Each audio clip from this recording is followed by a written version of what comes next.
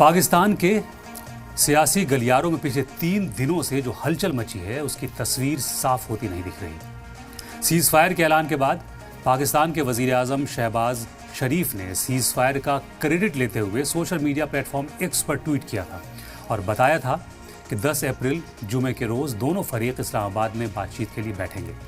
लेकिन 10 अप्रैल गुजर गई और तस्वीर साफ नहीं हुई। जेडी वैंस तो पहुंच गए हैं, लेकिन ईरानी डेलीगेशन के पाकिस्तान जाने पर सस्पेंस अभी भी बरकरार है।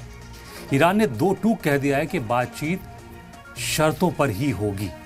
लेबनान अगर सीज फायर में शामिल नहीं तो बातचीत का क्या फायदा। ईरानी न्यूज़ एजेंसियों ने उस खबर को अफवाह बताया जिसमें दावा किया जा रहा है कि ईरानी ऑफिशियल्स अमेरिका से बातचीत के लिए इस्लामाबाद जा रहे हैं, यानी ईरान का पाकिस्तान जाना अभी तय नहीं है।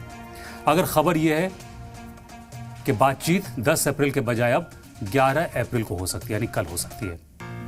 कल यानी शनीचर के दिन इस पूरे ड्रामे के पीछे की कड़वी हकीकत यह है कि ईरान अब इस आधी अधूरी डील में कोई दिलचस्पी नहीं दिखा रहा है, क्योंकि इस डील में लेबनान का जिक्र तक नहीं है। तेहरान का साफ मानना है कि जब तक लेबनान को इस पूरे फ्रेमवर्क का हिस्सा नहीं बनाया जाता तब तक किसी भी समझौते का कोई मतलब नहीं रह जाता है। ईरान की इस बेरुखी ने यह साफ कर दिया है कि वो अपने करीबियों को अकेला छोड़कर किसी भी ऐसी मेज पर नहीं बैठेगा जहां उसकी शर्तों को दरकिनार किया जा रहा हो।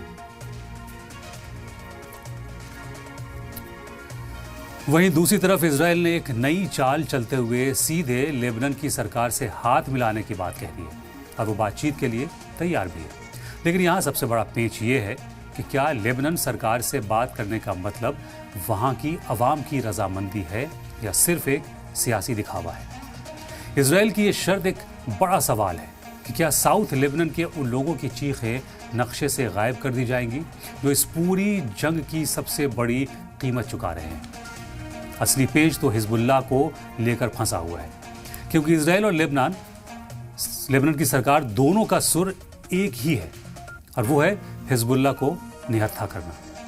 लेकिन क्या हिजबुल्लाह की आवाज़ को इस बातचीत में शामिल किया जाएगा या फिर उसे किनारे लगाने की ये कोई कोशिश है।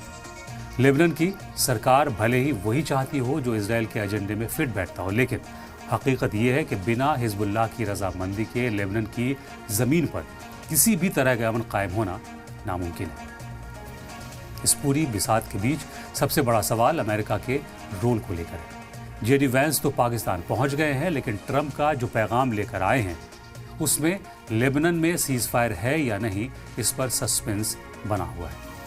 अगर ऐसा नहीं हुआ तो पहले से ही डीरेल चल रही सीज फायर की बातचीत का किसी नतीजे पर पहुंचना नामुमकिन है। अब सबकी नज़रें इस बात पर टिकी हैं कि क्या मिडल ईस्ट के ये बिगड़े हालात कोई नया मोड़ लेंगे या फिर ये जंग इसी तरह बेगुनाहों का खून बहाती रहेगी। सीज फायर डील पर होने वाली बातचीत से पहले की सियासत ये कह रही है कि दोस्ती और दुश्मनी के इस खेल में अभी बहुत से राज फाश होने बाकी हैं। अब देखना ये होगा कि क्या अमेरिकी डेलीगेशन के पहुंचने के बाद ईरान अपनी जिद छोड़ेगा या फिर हिजबुल्लाह की ताकत और आवाज़ इस पूरे खेल का रुख एक बार फिर बदल देगी।